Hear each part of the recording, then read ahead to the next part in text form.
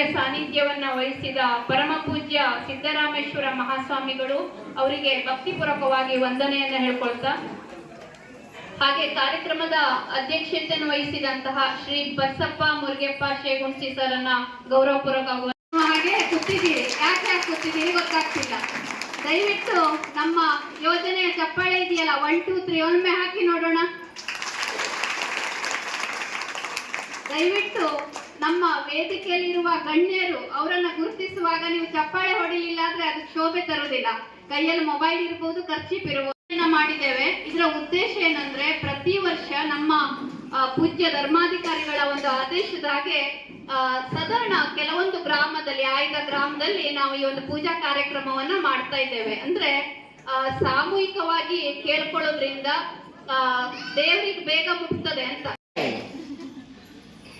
ಮೊಟ್ಟ ಮೊದಲಿಗೆ ಹಳ್ಯಾಳ ಗ್ರಾಮ ದೇವರಿಗೆ ನನ್ನ ಅನಂತ ಕೋಟಿ ನಮನಗಳನ್ನು ಸಲ್ಲಿಸುತ್ತಾ, ಹಾಗೂ ಶ್ರೀ ಮಂಜುನಾಥ ಸ್ವಾಮಿಯ ಚರಣ ಕಮಲಗಳು ಅನಂತ ಕೋಟಿ ನಮನಗಳನ್ನು ಸಲ್ಲಿಸುತ್ತಾ, ಹಾಗೂ ಈ ಕಾರ್ಯಕ್ರಮದ ದಿವ್ಯ ಸಾನ್ನಿಧ್ಯವನ್ನ ವಹಿಸಿದಂತ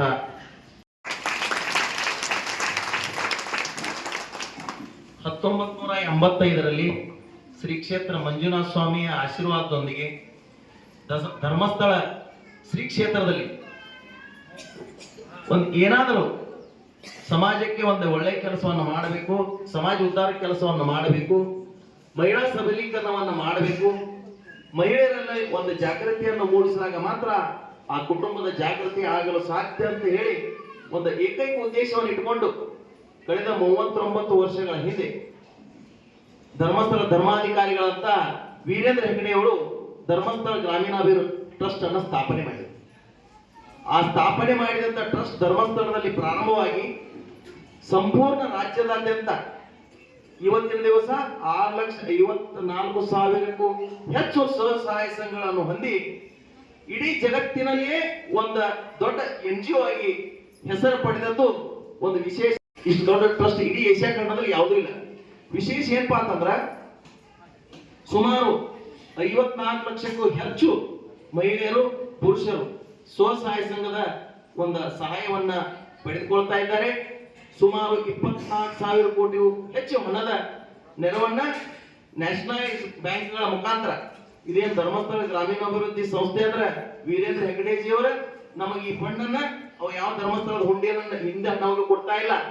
ಅವರು ನೀವು ಯಾಕಂದ್ರ ಕೆಲವು ಜನರ ತಲೆಯಾಗೈತಿ, ವೀರೇಂದ್ರ ಹೆಗಡೆಜಿಯವರ ಈ ಧರ್ಮಸ್ಥಳ ಗ್ರಾಮೀಣಾಭಿವೃದ್ಧಿಯಿಂದ ಫಂಡನ್ನ ವೀರೇಂದ್ರ ಹೆಗಡೆ ಮಂಜುನಾಥ ಸ್ವಾಮಿ ಟ್ರಸ್ಟ್ ವತಿಯಿಂದ ನಮಗೆ ಕೊಟ್ಟ ಬಡ್ಡಿ ಆಡಾಕತ್ತಾರ ಅಂತ ಹೇಳಿ ಕೆಲವೊಂದು ಜನ ಮಾತಾಡ್ಕೋತಾರ. ಇವತ್ತಿನ ದಿವಸ ನಾ ಕಡಾಖಂಡಿತವಾಗಿ ನೀವು ಕ್ಲಿಯರ್ ಆಗಿ ಎಲ್ಲಾ ಮಹಿಳಾ ಸಂಘದ ತಾಯಂದಿರಿಗೆ ವಿನಂತಿ ಪೂರ್ವಕ ಹೇಳ್ಕೊತಾನೆ.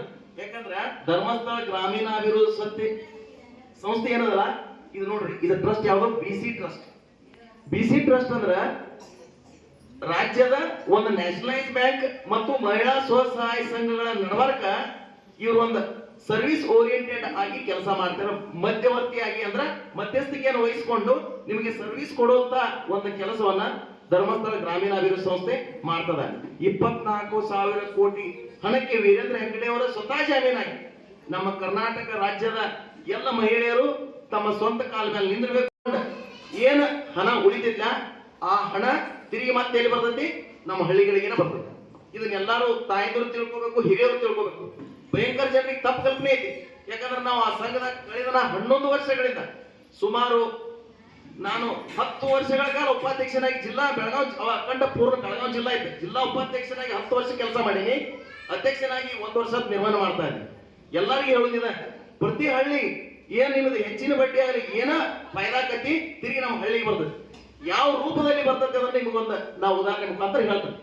ಇವತ್ತಿನ ದಿವಸ ಅವರು ನಮ್ಮ ಸಮಾಜಮುಖಿಯಾದಂತಹ 10 ಹಲವಾರು ಅಭಿವೃದ್ಧಿ ಕಾರ್ಯಗಳನ್ನು ನಾವು ಹಾಕೊಂಡ ಮುಗ್ನೇವರು.